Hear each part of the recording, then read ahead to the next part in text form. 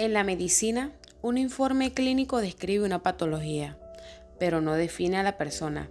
Este es el caso de José.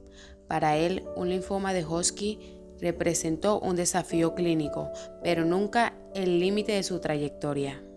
Hola José, gracias por haber invitado a este lugar tan maravilloso. De verdad que es un honor y me llena de una completa satisfacción acompañarte hoy y bueno, con esa vibra tan linda que transmites como siempre, de verdad. Bueno, de verdad gracias a ustedes por tomarse el tiempo de acompañarme esta bella tarde a este conversatorio. Sí, es que fíjate que cuando estuvimos conversando mis compañeros y yo que queríamos buscar una persona que nos diera esa historia de inspiración, o sea, por mi cabeza pasó tu nombre inmediatamente. Sí, sí, bueno, la verdad ha sido una de las mejores cosas que me ha pasado en la vida realmente. Toda esa experiencia, todas esas cosas que aprendí, de verdad que, o sea, no quisiera volverlo a pasar evidentemente, pero fue maravilloso realmente. Bueno, de verdad que me alegra muchísimo verte así sano, fuerte, como que parece que no pasaste nada, que toda tu vida ha sido completamente normal. Y te tengo que confesar algo, Ok. José, y creo que este es el momento indicado para eso. Y es que cuando yo te conocí y en las clases de Winholt pensé que Ok. realmente estabas mintiendo con que habías pasado por eso y que No, era ok. tu estrategia de marketing. Te pido disculpas por Ok, eso ok. y bueno, realmente ahora me doy cuenta que bueno, ese pensamiento sirvió para fijarme de que detrás de esa sonrisa, de esa personalidad tan carismática que siempre mantiene, está un guerrero egipcio. Y qué más que tienes a tu propia mini Isis en casa, pues Ah, tienes bueno, esa sí, diosa sí, que te sí, sí, acompaña. correcto, correcto. Mira, la verdad, eso ha pasado mucho, ¿entiendes? Hay muchas personas que cuando yo les cuento la historia dicen, "Verga, ¿en serio? Esto, lo otro", y yo sí, pero ¿cómo es posible que una persona pueda pasar unas situaciones así y esté así como estás tú? Y bueno, nada, viviendo, pues aceptando, ¿me entiendes? Siendo agradecido, estar contento con el simple hecho de poder respirar. ¿Sabes? Una cosa o sea, que aprendí yo cuando estoy hospitalizado, que en los lugares donde hay personas más soñadoras es en los hospitales.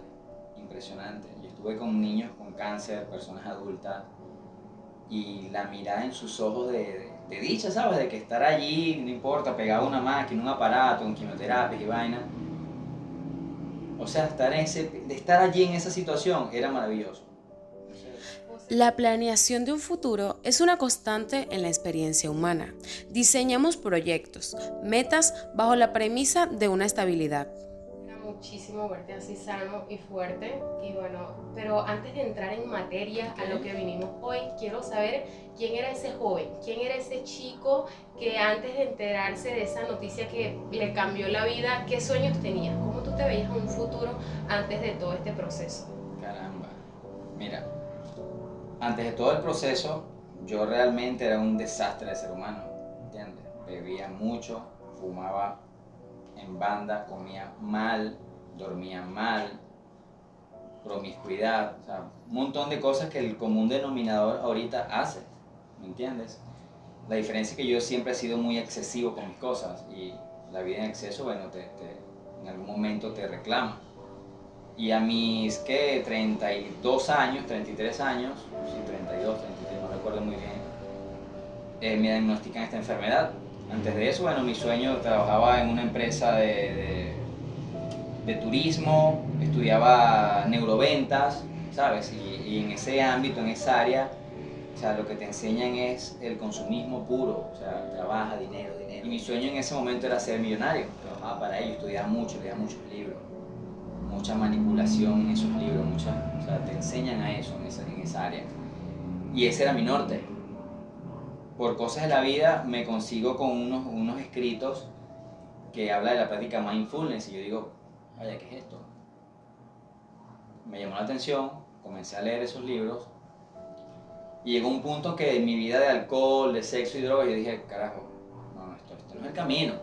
Y me detengo y agarro este camino, pero cuando me detengo en este camino, que empiezo a agarrar este, ya mi cuerpo estaba muy deteriorado, el cuerpo y espíritu estaban en un desbalance total. Empiezo las prácticas mi cuerpo se desintoxica porque ya no había alcohol, no había cigarro, tiene un sistema inmunológico muy ácido, y cuando él sale de toda esa acidez se manifiesta la enfermedad.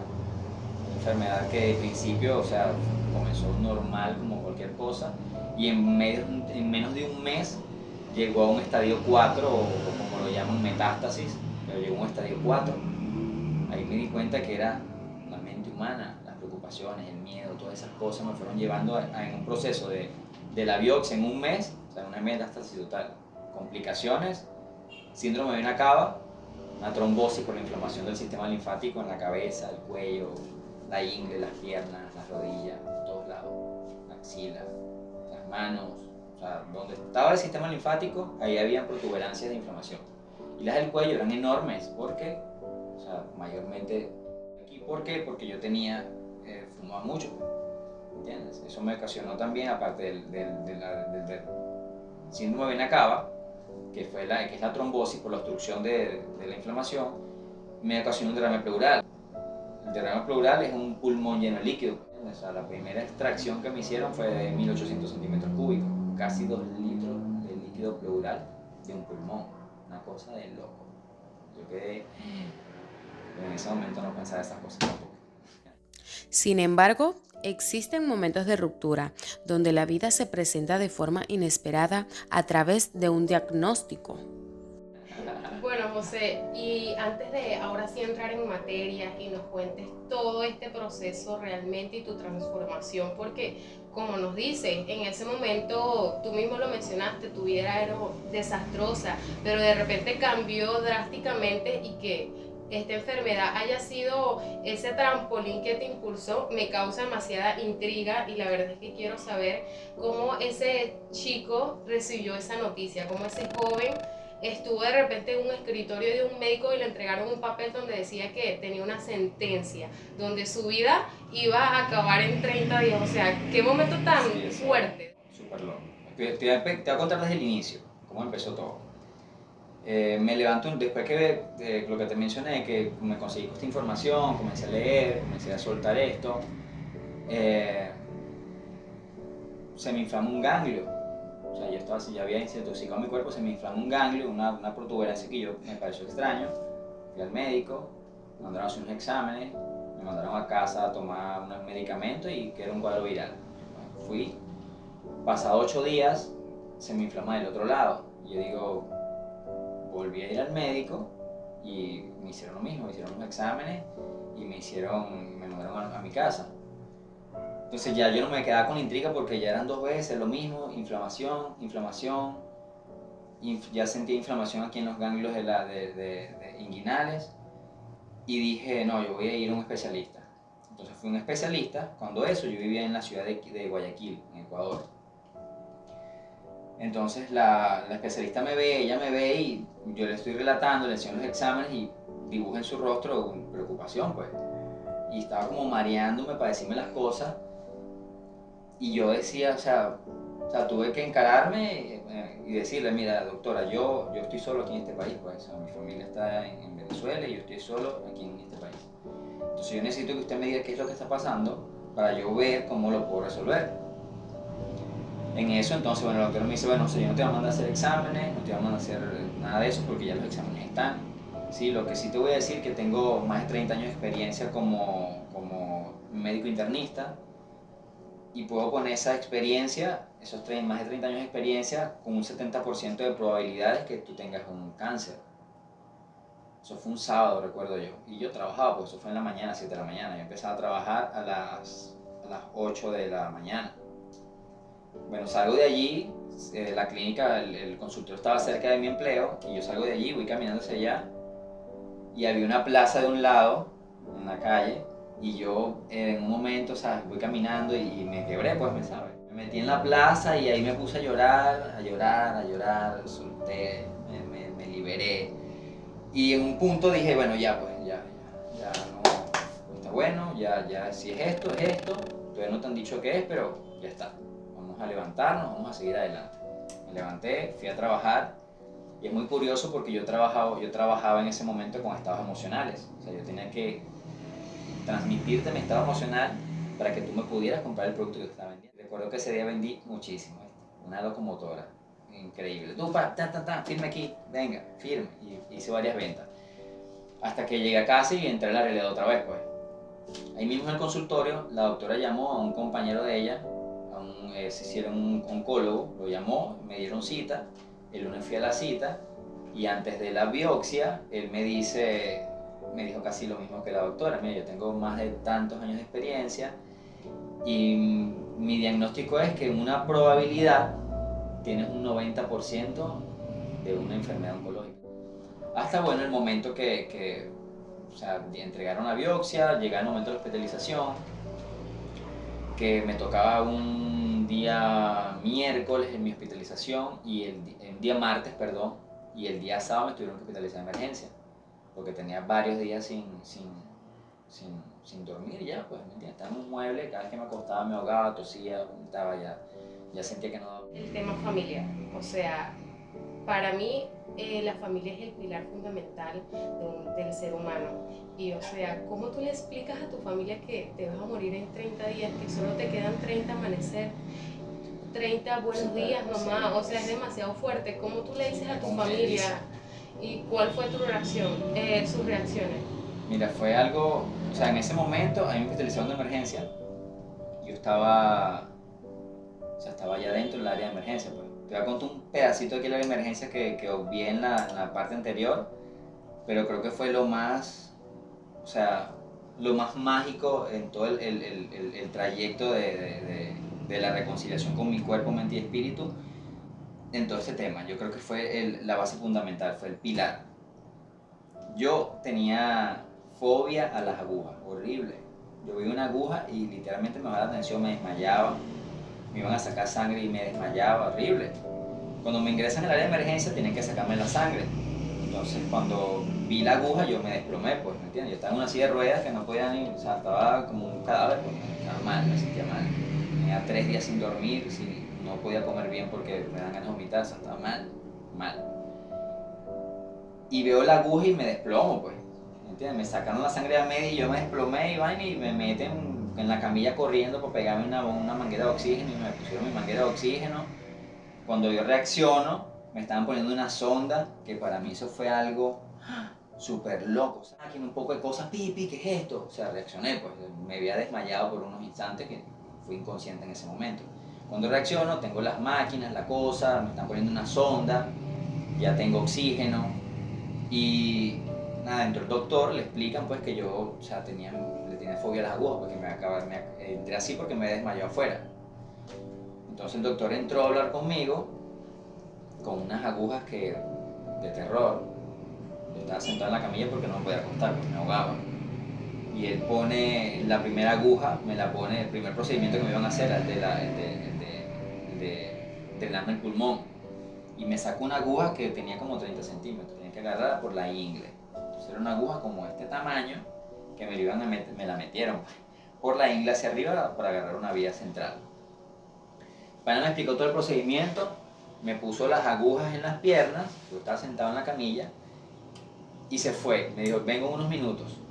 Tú decides si te quieres vivir o te quieres morir, pues depende de lo que tú decidas ahorita. Se salió del área de emergencia y yo quedo ahí, ¿sabes? O sea, como muchas cosas, muchas vivencias, te pasan un millón de... ¿Sabes en las películas que ponen esa vaina que te pasa la vida en un instante así? Así, ¿me entiendes? Cuando tú vas a tomar una decisión de importancia, pasan muchas cosas ahí arriba, muchas cosas aquí adentro. Y nada, yo recuerdo que el doctor se paró en la puerta y ya yo iba a tomar una decisión, ¿me entiendes? Ya yo había decidido que yo iba a salir de allí, fuere como fuere, costase lo que costase, yo iba a salir de allí caminando. En ese momento lo decidí. El doctor se para en la puerta y me pregunta que si estaba listo. Y yo me acuerdo que esa mi mirada de determinación con lágrimas, pues, porque, ¿sabes? Era una situación muy complicada. Y lo miré y le dije, sí, doctor, estoy listo. Empezaron a drenarme el pulmón y el pulmón cuando está, o sea, cuando está lleno, o sea, se crece el tamaño, pues. Y cuando llegó a cierto punto, sentí como que si el pulmón, cuando uno se le rompen los labios, se quiebran así, de resequedad, sentí ese dolor, pues, allí dentro. Y cuando sentí ese dolor, ellos pararon, me dijeron, bueno, cuando sientes el dolor me avisan. Y efectivamente sentí como que me lo estaban exprimiendo y ahí pararon. Entonces, cuando sacaron la cuenta, eran 1800 centímetros cúbicos de líquido. Luego de ahí ya me podía acostar, primer avance, me podía acostar. Una vez que me podía acostar, vinieron con la de la ingle, que también fue, sentía así como la piel se rompía, ¿sabes? Porque ya no, o sea, ya no habían pensamientos en mi cabeza de que me voy a morir, me va a pasar esto, no, estaba determinado a colaborar con lo que tuviese que hacer. Me ponen la vía central y me dejan allí, se retiran, les doy las gracias y me dejan allí. Ya habían terminado con el proceso del pulmón, viene el proceso de la ingle y ya yo, o sea, yo estaba dispuesto ya a colaborar porque, o sea, no podía hacer más nada, ¿me entiendes? Yo simplemente estaba allí. Entonces me hacen el procedimiento de la ingle, que de verdad que también fue doloroso. O sea, dentro de todo viendo muchos procesos dolorosos, muchos, pero me hicieron, no sé, yo siento que esa vaina me hizo mucho más fuerte, ¿sabes? Soy tolerante a muchísimas cosas. Bueno, en ese proceso me hacen el procedimiento de la ingle, me ponen tratamiento, antibióticos. Yo tenía, ¿te recuerdas que te dije que tenía varios días que no dormía? O sea, si dormía 1 hora al día era mucho y la fatiga en mi cuerpo era impresionante. Me estaba durmiendo, o sea, me dio miedo, ¿sabes? Después cuando me sentí en calma, volvió el miedo porque es un proceso de adaptación. Y tenía miedo de dormirme. Escuchaba las máquinas, pi, pi, pi, y las máquinas sonando, yo veía para todos lados, me sentía asustado porque el ruido me aturdía, había mucho ruido, todo sonaba, pi, escuchaba los pasos, escuchaba todo. Llegó un momento que, o sea, se hizo un silencio, pero un silencio, nada. Yo veía las máquinas primero con asombro porque no sonaban y yo buscaba el sonido, el ruido y no lo escuchaba y yo... Pero, ¿sabes? Después sentí una calma, o sea, mucha paz, mucha tranquilidad. El miedo mío era dormirme y no pararme. Pero después de ese silencio, o sea, ¿sabes? Yo dije, no, yo voy a dormir, me dije a mí mismo, yo voy a dormir y yo mañana me voy a levantar y vamos a seguir con esto. Me levanté 18 horas después, me levanté con una sonrisa y con felicidad, ¿sabes? O sea, feliz, realmente feliz, sonriente, con el cuerpo desguazado, o sea, inflamado, agujas en todos lados, pero feliz, o sea, me sentía contento. Cada vez que me iban a hacer un procedimiento, yo le decía a los médicos, mira, ¿qué tengo que hacer? ¿Cómo puedo apoyar yo para que el proceso sea menos indoloro y que ustedes puedan hacer bien su trabajo? O sea, y me enfoqué en eso, ¿sabes? Siempre le decía a los médicos, cada vez que llegaba me presentaba, mira, mucho gusto, soy José. Bueno, ustedes me dijeron que ustedes me van a hacer, ¿me puede explicar cómo es? Ellos me explicaban lo que iban a hacer, entonces yo me ponía a disposición, pero decía, mira, usted me dice cómo me tengo que acostar, cómo me tengo que poner, qué tengo que hacer para que sea efectivo y indoloro y lo más que se pueda. Entonces lo primero que me decían es que, bueno, indoloro no creo. Yo no, tranquilo, yo sé, pero o sea, lo que quiero es aportar en el proceso. O sea, poner mi granito también, no solamente estar allí y dejar que todo hicieran lo demás, sino también poner un poco de mí. Con el tema de mi familia, bueno, yo estaba aislado, pues, entre el área de emergencia y el área de emergencia me pasaron al área de UCI, donde vi gente, yo veo personas que se quejan por tonterías. Y cuando tú ves personas realmente que están mal en serio, vi una señora que tenía un tumor del tamaño de un balón de básquet en el cuello, ¿sabes? Vi personas que tenían cáncer, que tenían un agujero porque ya el cáncer se lo estaba comiendo. Cosas loquísimas. Gente que todavía estaba en esa punta y tenía mucha esperanza. Mucha. Y los que estábamos mejor que ellos, los alentamos también. Mira, bro, levántate, ponte el tratamiento. Agujas desde las 4 de la mañana hasta las 11, 12 de la noche, todos los días, cada rato, es algo impresionante.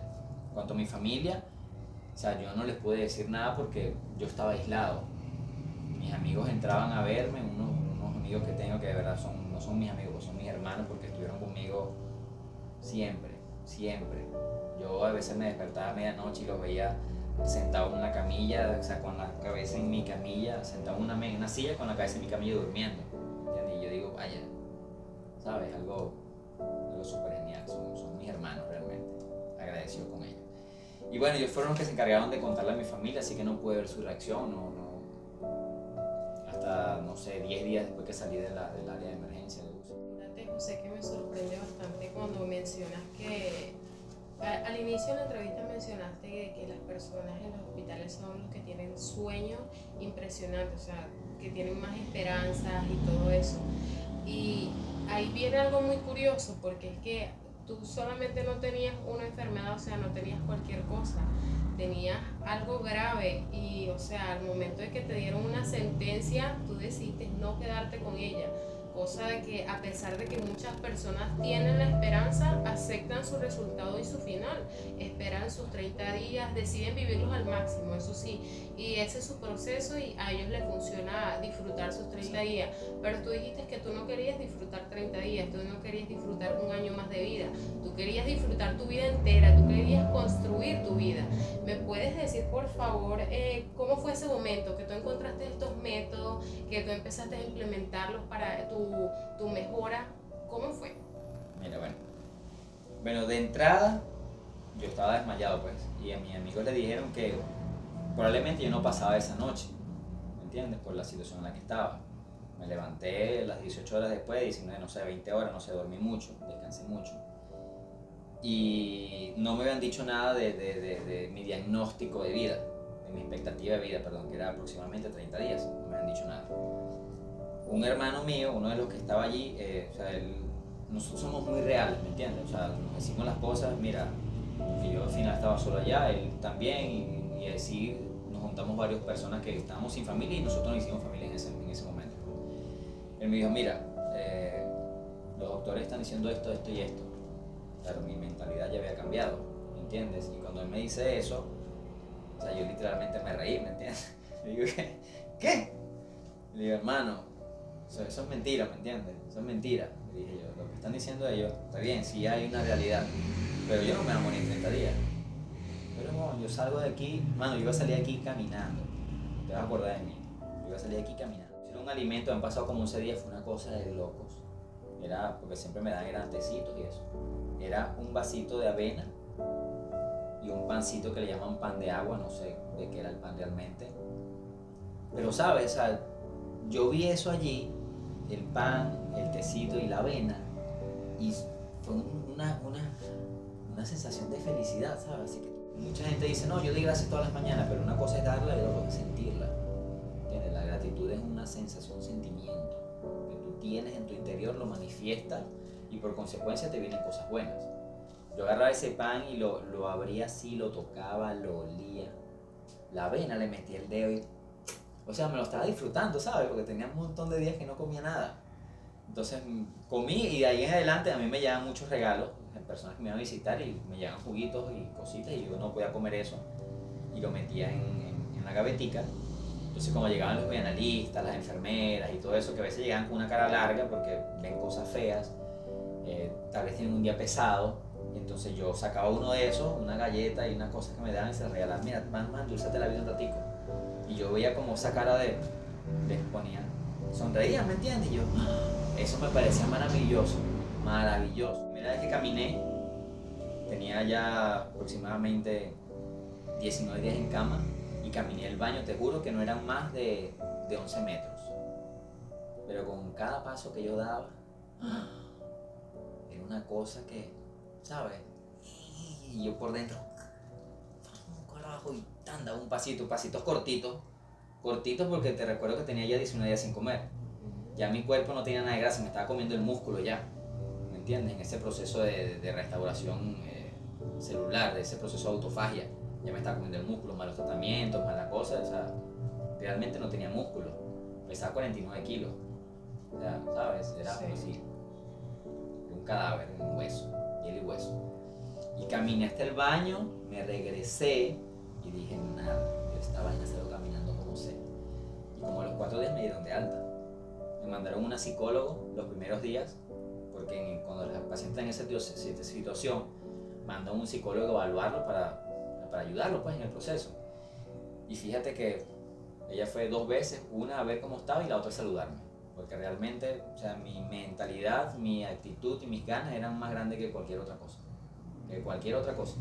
Entonces, incluso ella me dijo, mira, ojalá por lo menos la mitad de los pacientes tuvieran esas ganas que tú tienes. Ojalá. Porque yo actuaba como que si no tenía nada, ¿sabes? O sea, yo sabía que estaba allí, pero no le prestaba atención. No dejaba que mi mente alimentara eso, sino que yo mismo puse una pared y dije, no, ya va. Tú no vas a seguir avanzando. De aquí para adelante avanzo yo y vamos a salir aquí caminando. Y a los 20 y tantos días después yo salí caminando de allí. me llevaron hasta una silla de ruedas hasta la salida, o sea, la salida de la UCI, y me iban a llevar hasta afuera para que montaran en el carro para irme a casa. Y yo ahí, no, ¿qué? No, párese aquí. ¿Por qué? Porque yo voy a caminar para allá. ¿Qué? Sí, sí. Y así, pues, así que tal cual con esa actitud. Pan, ya, puse las vainas, la silla de ruedas, me quitaron los cositos de los pies y me paré. O sea, me ayudaron a parar, pues, porque realmente no tenía fuerza. Y tambaleándome de un paso sobre el otro, no sé, esos 10-15 metros que recorrí fue una vaina impresionante, ¿me entiendes? Me monté en el carro, me llevaron a casa y bueno, ahí ese es otro viaje ya, es otra historia que iremos contando. Sí, pero hablaste sobre el ayuno prolongado y la verdad que siento que eso para mí es un límite impresionante porque yo paso mediodía sin comer y bueno, ya ando por ahí mal, de mal humor, molesta, no quiero mirar a nadie. Imagínate pasar un día entero, 11 días, impresionante.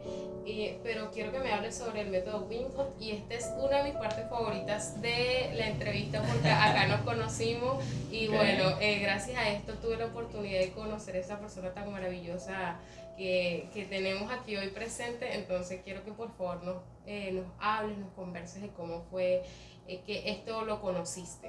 Ok, mira, bueno. Antes del método Wim Hof conocí el ayuno. Bien, ayuno intermitente, el ayuno prolongado, fui investigando sobre y fui poniéndolo en práctica. De hecho, yo me iba a hacer mi quimioterapia porque las 3 primeras quimios fueron devastadoras, horribles. Yo para llegar de mi habitación al baño, eran como 6 metros, y yo me levantaba a las 6 de la mañana y llegaba al baño a las 11. Me tiraba al suelo y me iba rampeando así como un soldado. Yo vivía con unos compañeros allí que a veces ellos se levantaban y yo iba ahí en el piso. Mira, dale, no, déjeme quieto. Yo puedo, vale, yo puedo. O sea, no de mal humor, sino tranquilos, que yo llego al baño, vale, yo llego. Claro, me echaba 4 horas para recorrer 6 metros, ¿sabes? Ampliando. Porque el malestar era horrible, un malestar impresionante, impresionantemente horrible, el malestar post-quimio. Pero esas fueron las 4 primeras quimioterapias. Ya la tercera, horrible, la cuarta empezó a mejorar y de ahí en adelante ya no había malestar. Empecé a hacer ayunos prolongados pre-quimioterapias. Es decir, yo me iba primero con 24 horas de ayuno a hacerme mi quimio, después me iba con 36 y llegaría hasta 48 horas de ayunos, sí, o sea, de ayunos antes de mi quimio, para mi quimioterapia. Y cuando salía de mi quimio, que duraba 12 horas pegado en esa máquina, de 8 de la mañana a 8 de la noche, llegaba a mi casa a las 11. Eso lo hacía solo porque las personas cercanas a mí estaban trabajando, pues, ¿entiendes? Entonces yo salía, iba a mi clínica, salía de allá, me venía a mi casa y así. Empecé a notar que ya no había malestares. Entonces, si a mí me hacían quimioterapia un viernes, yo el sábado me levantaba y salía a correr 3 kilómetros. Salía a trotar 3 kilómetros. Y después de eso, comía. Me sentaba en una mesa donde tenía la comida que no me había comido en esos días. ¿Entiendes? Tenía cierta cantidad. Y ahí pasaba yo 4 o 5 horas comiendo. En calma. Cada bocado, una sensación de gratitud impresionante. En esa búsqueda ya había aparecido una herramienta y yo quería vivir, ¿me entiendes? Ya estaba una herramienta a través de la meditación y la respiración, tenía otra herramienta hasta que en esa búsqueda conseguí el método Wim. Yo digo, ¿qué es esto? Cuando me pongo a investigar veo que el método Wim oxigena el sistema linfático a través de la respiración. Yo tenía mi sistema linfático jodido. Yo, ¿qué es esto? Oro en polvo. Empecé a practicarlo. Por fortuna, gracias a Dios y el universo, yo viví en la ciudad de Guayaquil y me cambiaron para la ciudad de Quito. 4.000 y pico de metros de altura, un frío de verdad. Yo, ok, tenía la herramienta y Dios me puso donde había frío. Aquí fue. Empecé a practicarlo. No tenía que comprar hielo porque el agua de la ducha ya era una vaina catastrófica, ¿me entiendes? Sí. Entonces, donde vivía, había una tina, yo la llenaba, me levantaba a las 5 de la mañana, la ponía llena mientras yo me iba al cuarto a hacer mi ejercicio respiratorio. Hacía mi ejercicio, me metía a la tina, me bañaba, salía, me vestía y me iba a trabajar. En todo ese proceso yo tenía que pagar mis tratamientos, o sea, porque tenía que trabajar, pues no me podía dejar, ay, qué pobrecito, que está enfermo, que no. Tenía que pagar alimentos, tenía que pagar tratamientos, tenía que pagar techo, transporte, todo, o sea, la vida continúa. Entonces, era la vida igual, seguía la vida igual, pero con un plus. El plus es mío, yo le digo mi amigo el cáncer porque de hecho realmente creo que, o sea, que la palabra lucha contra el cáncer está mal acuñada. Que luchas, porque si tú contra lo que luchas se resiste, ¿me entiendes? El cáncer solamente, pienso yo, pues en mi experiencia, que viene a enseñarte a que entre que tú no eres solo, tienes varias cosas que te componen, que te conforman, y que cuando están desalineadas, tu energía está hecha un desastre. Pero cuando tú las alineas, aprendes a ver la vida de una perspectiva muy distinta al vivir. ¿Entiendes? La muerte te va a llegar en un momento inesperado, o sea, cuando tomando agua puede llegar. No vas a saber cuándo va a llegar y ya. Pero si tú vives con miedo a que va a pasar, va a dejar de hacer cosas porque puede pasar. ¿Entiendes? Entonces no, o sea, ve con amor, sin miedo, y te aseguro que vas a conseguir el camino. A través de su historia, comprendemos que un papel puede documentar una condición, pero es la voluntad la que termina de escribir el destino.